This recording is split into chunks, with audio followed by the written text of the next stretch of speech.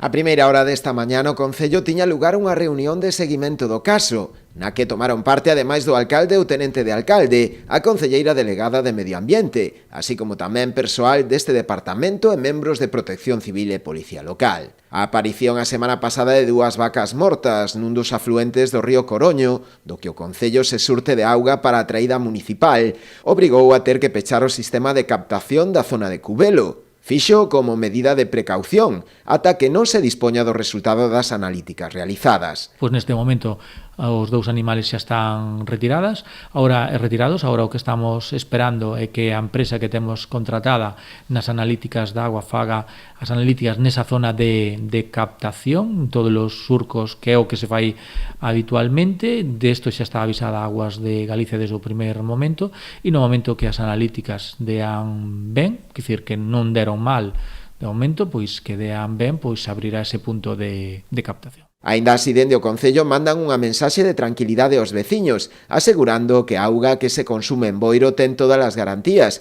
e pasa todos os controis pertinentes. Aínda así, para evitar riscos e mentre se agarda polo resultado das analíticas, empregarase só o suministro de auga procedente do Ulla. Un mensaxe de tranquilidade porque estamos solo co suministro do Ulla, que é unha auga que xa ben tratada. Explicarle un pouquiño para o seu conocimiento aos veciños. Boiro ten 3 puntos de captación. Este é o de Cubelo, que é onde nos suministramos normalmente aos veciños, onde facemos nos o tratamento.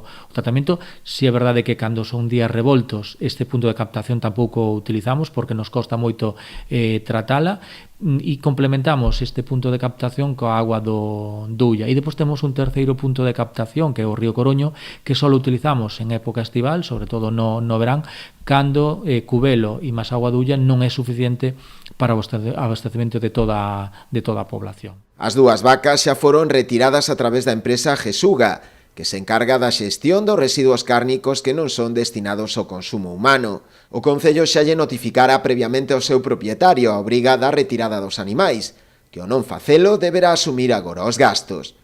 Como é habitual nestes casos, mantivo informado a Consellería de Medio Rural das actuacións, trasladándolle todo o expediente ao Seprona, para que leve a cabo tamén o procedemento sancionador correspondente.